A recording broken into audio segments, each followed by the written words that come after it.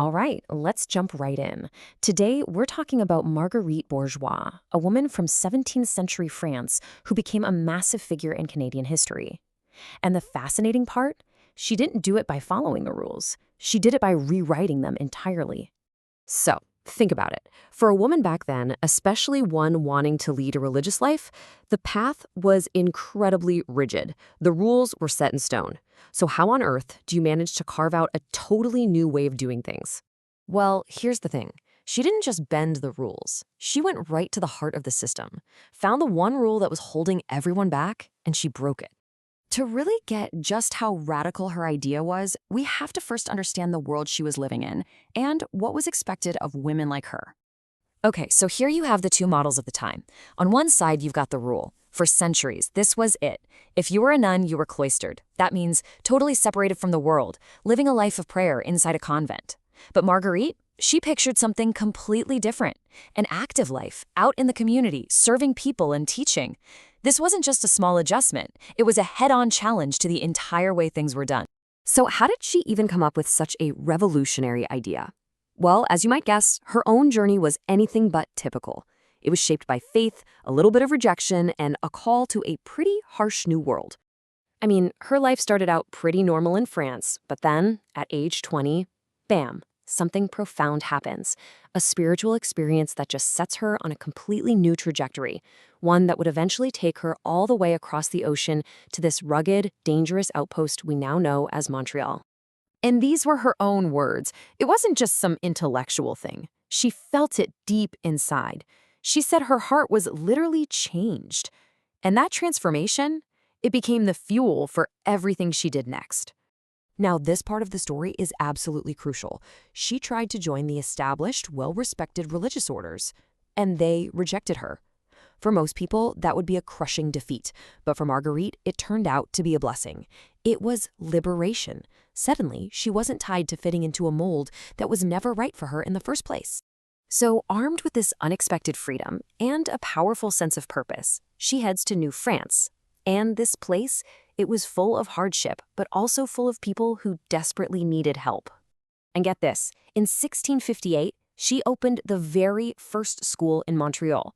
Not in some fancy building, but in a stable that they had cleaned out and converted. I mean, talk about humble beginnings. And in that stable, she taught everyone, the children of the French settlers and indigenous children, right alongside each other. She believed education was vital for this new colony to even survive. But just teaching a few kids in a stable wasn't going to be enough to create lasting change. She knew she had to build a community, a whole new kind of sisterhood that was actually designed for the realities of life on the frontier. And she was so strategic about it. First, she saw the need. Education was critical. Second, she proposed her radical solution, a community of uncloistered sisters. Third, she had to overcome enormous resistance. I'm talking from bishops, from governors, you name it. But she just kept pushing, kept defending her vision until finally she established her own order, the Congregation of Notre Dame. And I really can't overstate how revolutionary this was. The church at the Council of Trent had made it crystal clear. Women in religious orders had to be enclosed. Period. Marguerite's model of sisters living and working out in the world flew directly in the face of that. She basically argued that the mission on the frontier required a new approach, and you know what? She won. So what happened in the long run?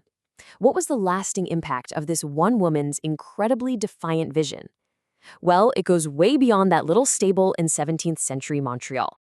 Let's fast forward a few centuries to this here, right here, 1982. Yup. More than 280 years after her death, the rebel who broke one of the biggest rules in the church was officially named a saint. It was the ultimate validation of her life's work and proof that her vision had been the right one all along. And her impact today is just immense. She's widely considered the founder of Catholic education in Canada.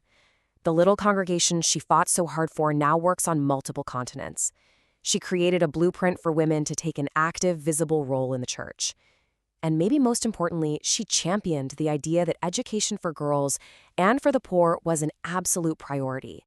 You know, if you could boil her whole philosophy down into two words, it would be this: creative fidelity.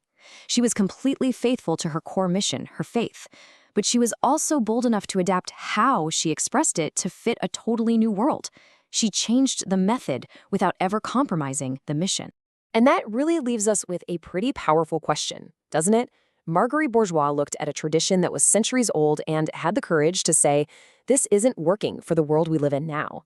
It really makes you wonder, what traditions or rules in our own lives, in our own societies, are maybe just waiting to be reimagined?